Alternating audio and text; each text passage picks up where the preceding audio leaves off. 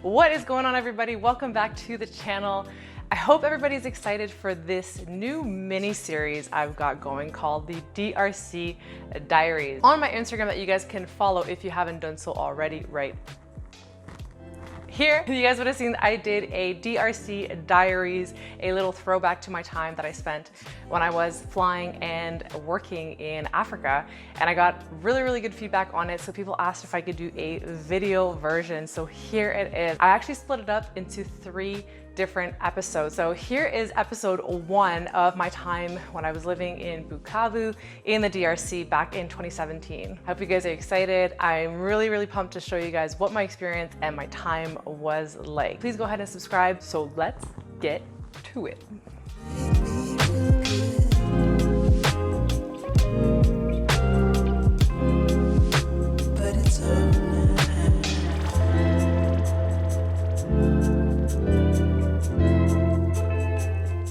I will also mention that I get a lot of questions about what the conversion process was like for this company.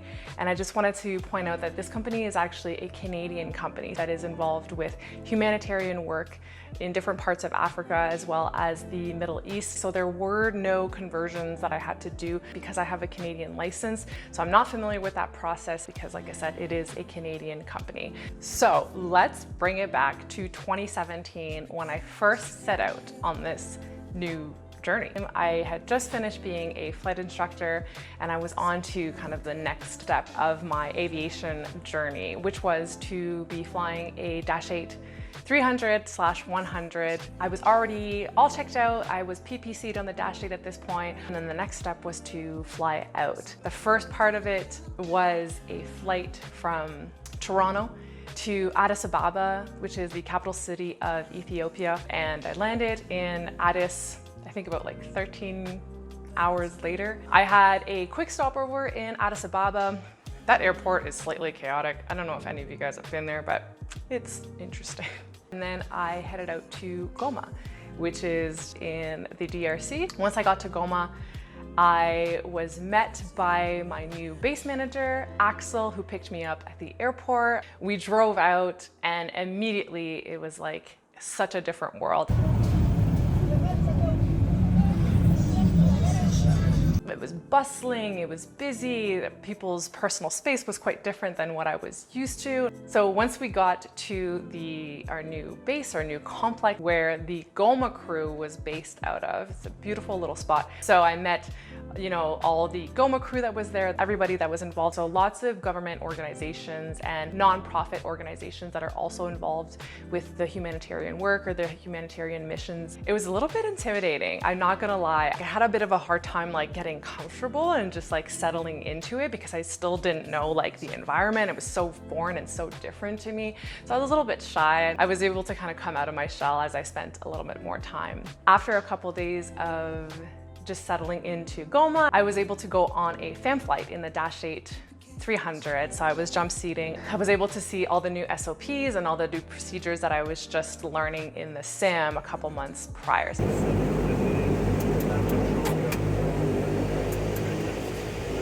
Ready?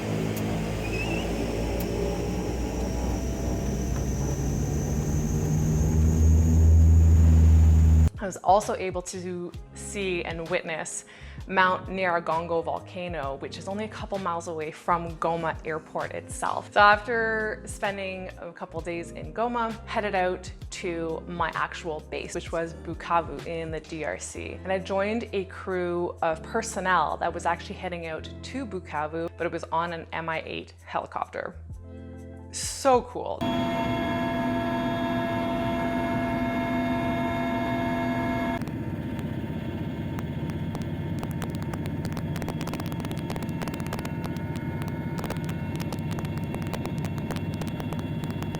and we actually flew from Goma to Bukavu over Lake Kivu. Only about a 40-minute flight. Such a cool experience being able to do that. I was the only woman on board, so that was interesting. Got to Bukavu. One of our maintenance engineers actually came to meet with me as well as our driver at the airport in Bukavu. The drive from Kavumu Airport to Bukavu, the city, is an hour of the bumpiest road I have ever been on in my entire life. And we would do this 1 hour one way, so twice a day.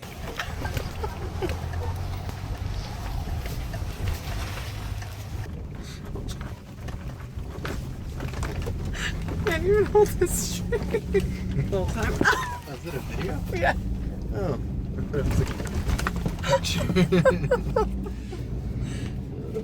We drove back to our new quarters. In this case, it was a nice hotel that we had our own little section for just the crew. I was able to get familiar with my surroundings, get, comfy in my room, and then I was able to meet my crew that I'd be flying with. So met with my captain at the time, the flight attendant that was with us, and then maintenance engineer as well as a mechanic that were both there. So that's it. That was all the people that were there. So we go through a rotation every 2 months. But I met with my crew, and right off the get-go, I could tell we were gonna have a really good time. We just meshed right away. One of the things I had to get used to right off the get-go was the elevation change. I was coming from Toronto area, which is about 600 feet off the ground, to now living in Bukavu, which is 6,000 feet elevation. We had so many stairs to go through because you didn't trust the elevator there. And let me tell you, I was so exhausted. And of course, it's so hot. If there's any original followers, you guys will know this. Does anybody remember the guinea fowls that used to follow us around? I call them the three amigos. Yeah, here you go.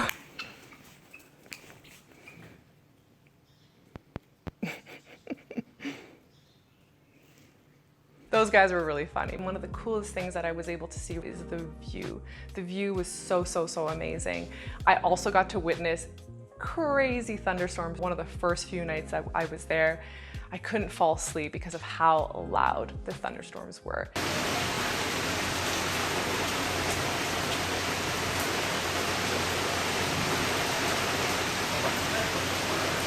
But the coolest thing in the evening was hearing the nighttime sounds.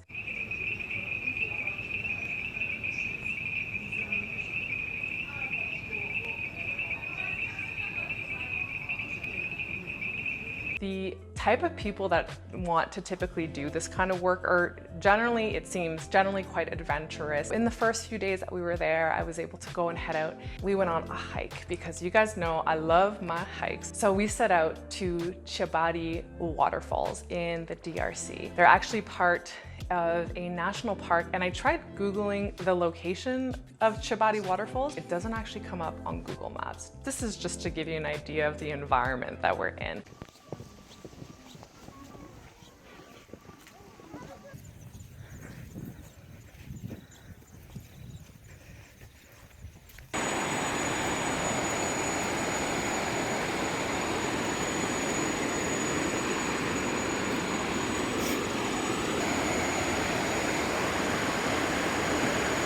The mission that we were associated with had scheduled flights. So most of the flights that we were doing and responsible for were mostly moving personnel from the different bases, the different outposts. We were moving UN personnel and UN soldiers. Sometimes we moved a lot of cargo. The cool thing with the UN is that there are so many different backgrounds. There's so many different nationalities. So it's really eye-opening, and it's really nice to interact with that many different types of people. So let's talk about the schedule a little bit. It would typically be Monday, Tuesday, we had our specific schedule. Bukavu to Goma, Goma, Bukavu, Bukavu to Entebbe, which is a city in Uganda, back to Bukavu. That would be one day. Or another day would be, say, standby flights where we would do medevac. So we would remove all of the seats to make place for all the medical equipment. So that was like Monday, Tuesday. Wednesday would be an on-call day, and then Thursday, Friday, again, very similar. Very short flights, very much a regional feel. Bukavu to Goma was like 12-minute flight, if I remember correctly. So that was typically our schedule. On Saturdays, we also had an on-call type of day, but most of the time it was spent just kind of hanging around at the hotel and, sunbathing, which I wasn't mad about. On some of the days off, We would go and like kayak on Lake Kivu. They have like little individual buildings. I don't even care if it's true how it is.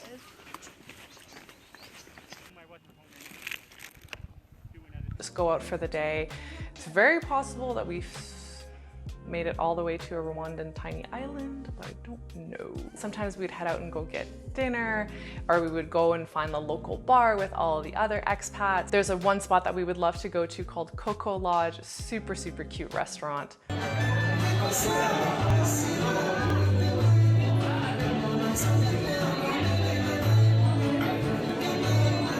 On some of our days off in Bukavu, just head out to like the local markets, which was a crazy experience. I'll show you guys a video right here.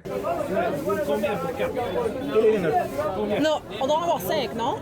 5? 5. 2500 francs. 5 agneaux. 3000. 3000. Non, c'est mon Dieu, comment on a dit 2500? They're trying to like upsell us on these veggies. I'll just speak to them back in French. So that was a really funny interaction. But those markets had anything that you can think of, and it was all out and about in these markets. Ben, n'importe où. Où est-ce que tu veux aller?